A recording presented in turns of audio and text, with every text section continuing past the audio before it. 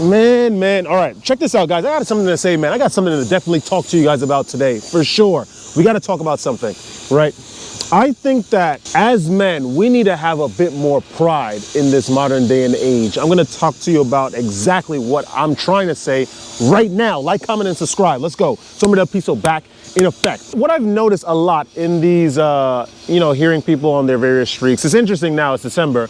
I've heard that a lot of people have relapsed recently, including myself. I'm currently about 3 weeks in the middle of the third week. Going back on this practice. What I've noticed is that a lot of us are sort of acquiescing and accepting these events that come into our space as we are on our personal streaks of semen retention, because we believe that for some reason it's a message or a sign from the divine in order to challenge some aspect of how we were looking at things, right? Or the way that we conduct our lives. I'm here to tell you this, that you have to understand the practice of semen retention is something separate from you, who you are, your physical being. Even though that practice affects the physical being, because there's a hierarchy of levels, there's a hierarchy of layers, right? The physical being like the basest of that hierarchy, the base of that hierarchy. On top is just more of like things of a much more gross and subtle nature, much more divine, much more powerful, much more ascended natures. The thing is that we have to remember that the two things are separate.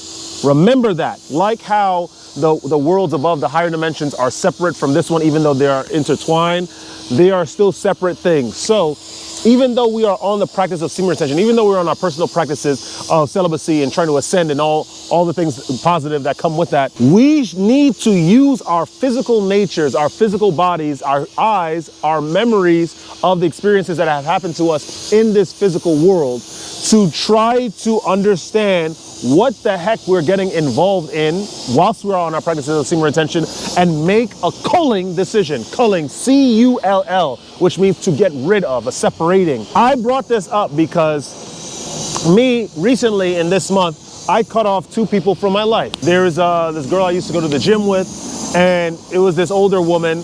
She single mother, right? Has all these things to say about what I'm doing with my channel, what I'm doing with my life. Always had negative things to say, never supported the channel, never gave me any backup, any sort of positive words, any positive affirmations. Not like I was looking for those things, but it would be nice to have if I'm having you as a friend. I don't need like something negative. And trust me, I'm not someone that sort of will buckle under constructive criticism. I understand what objective advice looks and sounds like, and I'm all for it.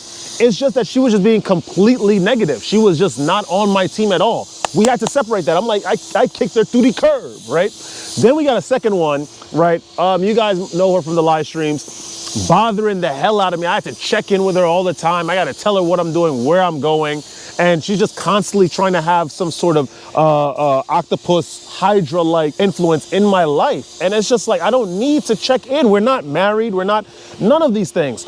So I brought this up because I was on the practice of semen retention when I started the channel, and I started becoming friends with both of these women during that time of rising. And I allowed, even though I noticed a lot of these weird traits in both of them, I allowed them to remain in my life because at the end of the day, I figured I need to look long term. There is something that I am not seeing that semen retention will definitely gift me in the long run, and I have to stay with this practice. I have to stay with these people because maybe on some day in the future they will benefit me, or maybe open my eyes to seeing something that I otherwise wouldn't have seen if I didn't have them as friends. Not understanding that weird, negative, passive-aggressive, fair-weather friends is something, these are traits that you can notice off of semen retention. All you have to do is just do an introspective look at what happened in your life. There's a lot of us, we went through the whole scholastic system here in the States, or maybe in your Western countries where you guys are from, or whatever country you guys are from, and we've dealt with these archetypes of character and personality. We don't need semen retention in order to take notice of these sort of behaviors in this new phase in our life because we're a little older. Albeit, that person comes with a new face. I'm telling you this right now. Understand, this is the end. As we're coming to the end of 2024, I invite you guys to take an appraisal into the types of people that you have in your life that surround you, the people that are part of your social circle. I understand that you guys are on semen retention. Please do not allow this practice to be a license for allowing unbridled negativity in your space for some sort of inner hope of a reward sometime along the line. That's not gonna happen. It's not gonna happen. This is just a specific situation that happened with me. Two situations, but I'm sure you guys are allowing a lot of things in your life, in your midst, just because you think that it's gonna lead to some lesson. What semen retention does is that it elevates the physical body in order to allow it to see further, to understand deeply, to analyze much more in depth. Use this ascended knowledge of semen retention. If you have a feeling of a person or people in your midst that are not necessarily lending to a positive growth on your end, do not try to wait for some time along the line in the future that that person, with your hopes and prayers, will get better and benefit you somehow. Cut that person off. What did Tay Diggs say? I kicked her to the curb. That's what you gotta do. Kick them to the curb. That is it. That is it. I'm telling you, I should have done this stuff months and months ago, but it is all good because I came out a little unscathed, albeit, 2 Band-Aids ripped off in the form of 2 friends. I'm trying to make some metaphors here.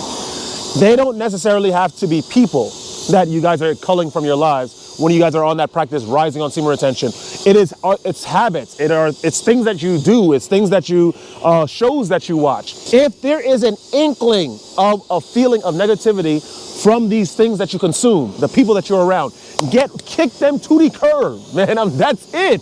It's as simple as that. What we need to do on semen retention, right, which is what these overlords of this world do, right, these elites that don't necessarily practice semen retention, but they practice greed and exploitation of the people that lack knowledge in order to maintain their reign. Shoot first and ask questions later. The reason why they don't ask questions first is because the people that they feel that they don't need to ask questions to the people of the world because they think of themselves as better, as superior than those people. They don't need to do any explanation.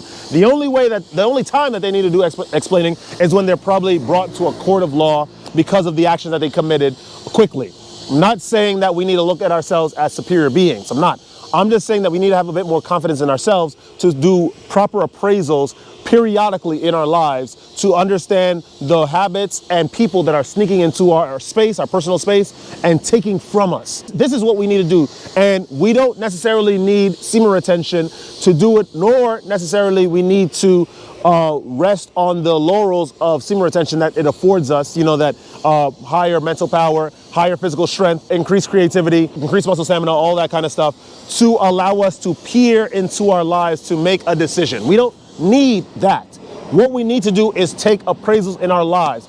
Get rid of anyone that makes you uncomfortable or tries to, not necessarily with you for you or supporting you for you, but they are trying to hang around in order to take something from you. If you have an inkling of that feeling, kick them to the curb, man. I'm telling you, this is gonna be my phrase. 2025 is right around the corner. I reckon we have like 2 weeks left until the next year. We need to start this world is not getting any better. We know economically we're at an all-time low, generally. Inflation high, things are expensive. It's hard to travel. It's hard to save money, especially as an individual that's a young, part of the millennial group, part of the Gen Z group. Things are just expensive. House ownership is impossible for people in our group. We need to start shooting first, asking questions later, and getting rid of the people in our lives that are not necessarily here to support us, but trying to take something from us. It's enough that the government's taking everything from us, and we have to pay exorbitant amounts of money in order to maintain our lives in these Western economies. And we don't need anyone in our space that's trying to take from us or trying to lower our energy or take from our vibration. We don't need any of that. Kick them to the curb, man. And with that being said, that is all I have to say today, guys. If you guys enjoyed that kind of content, like, comment, subscribe, share the video with some peers. Listen, don't ever let this place get you down. Look. Look, man, look. This place is really, really good at trying to convince you, especially when you are taking the secular route of semen retention or any sort of secular route that is making you ascend mentally and being more analytical about the system and the status quo that we have come to accept every day, right? Every day in our lives, because the generations before accepted these things. The system is very good at isolating, marginalizing, ostracizing, and keeping that individual in a very mentally unstable state. we need to understand in this practices of self-growth and ascension, you're not going to have a lot of allies. You're not going to have a lot of support. And the people that are going to be your support are masquerading as friends that support you, when in reality, they are most likely sent by the system in order to knock down your growth or your momentum. That was the case in the two people that I kicked to the curb this month. They wanted to control, manipulate. I had to check in like it's like an ADP job, right? I got to clock in. What? None of us need to feel the need to ever do that. And if you have these situations in your lives, guys, get rid of it, destroy it, cast it away, kick it to the curb, and always stay radiant. I'm going to see you guys in the next video. Woo!